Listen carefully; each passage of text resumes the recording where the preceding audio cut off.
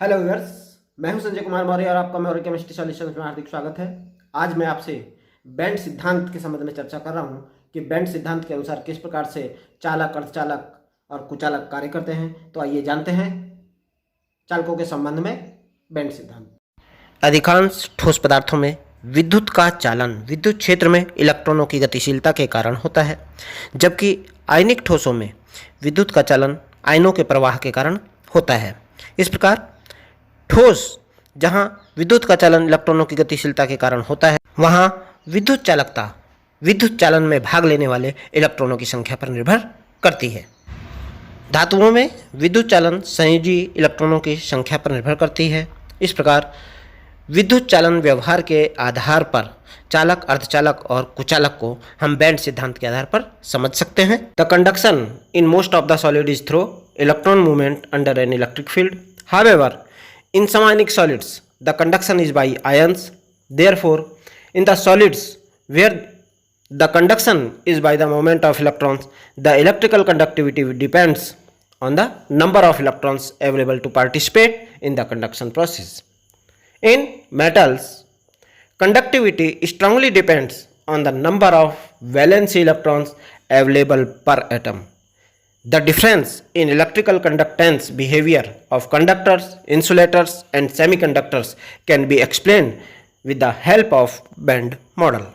Band सिद्धांत आणविक कक्षक सिद्धांत मॉलिक्यूलर ऑर्बिटल थ्योरी पर आधारित है, जिसके अनुसार परमाणुओं में उपस्थित संयोजी कोश के परमाणु कक्षक आपस में अतिव्यापन करके दो प्रकार के आणविक कक्षकों का निर्माण करते हैं। यह आणविक कक्षक आबंधी आणविक कक्षक बॉन्डिंग मॉलिक्यूलर ऑर्बिटल तथा प्रतिबंधी आणविक कक्षक एंटी बॉन्डिंग मॉलिक्यूलर ऑर्बिटल कहलाते हैं।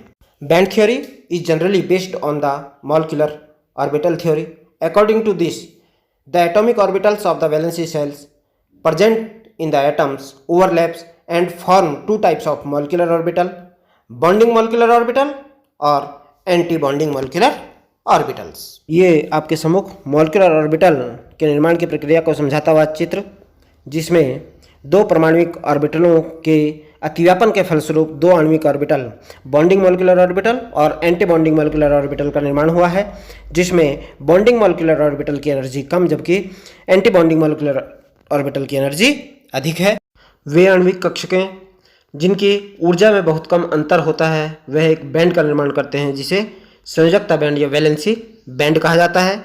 यदि संयोजकता बैंड पूरा भरा हुआ नहीं होता है या उच्च ऊर्जा वाले रिक्त बैंड के साथ अतिव्यापन करता है, तब चालकता बैंड का निर्माण होता है और विद्युत क्षेत्र में इलेक्ट्रॉन सरलता से इस बैंड में प्रवाहित हो सकते हैं। The atomic orbitals of metal atoms form a large number of molecular orbitals which are so closer in energy to each other and they form a band called valence band.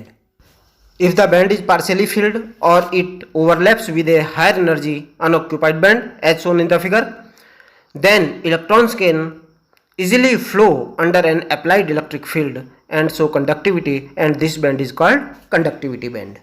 जब उच्चतम स्थान ग्रहित band या तो आंशिक रूप से भरा होता है, पार्शली ऑक्यूपाइड होता है, या किसी चालक बैंड के साथ अतिव्यापित होता है, तब यह धातु चालक की भांति व्यवहार करने लगती है।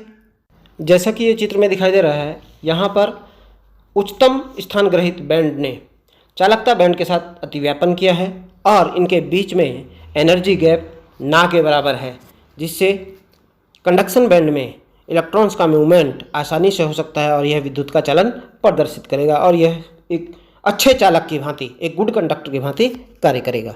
As shown in the figure, in metals the conduction band is close to valence band and therefore the electrons can easily go into the conduction band and therefore metals are work as a good conductor. जब संयोजकता band तथा चालकता band के मध्य ऊर्जा अंतराल काफ़ी कम होता है, जैसे कि चित्र में दिखाया जा रहा है, तब ऊष्मीय ऊर्जा के प्रभाव के कारण कुछ इलेक्ट्रॉन पूर्ण स्थान ग्रहित बैंड से रिक्त चालकता बैंड में प्रवेश कर जाते हैं, जिससे अल्प मात्रा में विद्युत संचरण होने लगता है और ये ठोस अर्धचालक की भांति कार्य करने लगते हैं। ताप वृद्धि करने पर इन ठोसों में चालकता के मान में वृद्धि होती है। When there are small difference in energy between the field valency band and empty conduction band as shown in the figure. Some electrons are thermally excited from the valence band to the conduction band and hence they conduct electricity by the passage of electrons at normal temperature. Electrical conductivity of semiconductors increases with rise in temperatures because more electrons can jump to the conduction band. जब पूरित संयोजक band एवं आगामी उच्च रिक्त band या चालकता band के मध्य अंतराल काफ़ी अधिक होता है तो इलेक्ट्रॉन एनर्जी गैप को लांघ नहीं सकते। जैसा कि चित्र में दिखाया गया है, वैलेंसी बैंड और कंडक्शन बैंड के बीच एनर्जी गैप बहुत ज़्यादा होने के कारण इलेक्ट्रॉन्स कंडक्शन बैंड की ओर को प्रवेश नहीं कर पाते, जिससे यहाँ पर विद्युत का संचरण नहीं होता है और ये पदार्थ इंसुलेटर की भांति, विद्युत रोधी की भांति कार्य करते हैं। In insulators the energy gap between valency band and conduction band is very high as shown in the figure. Therefore, the empty band are not accessible for conduction and electrons cannot jump from valence band to conduction band.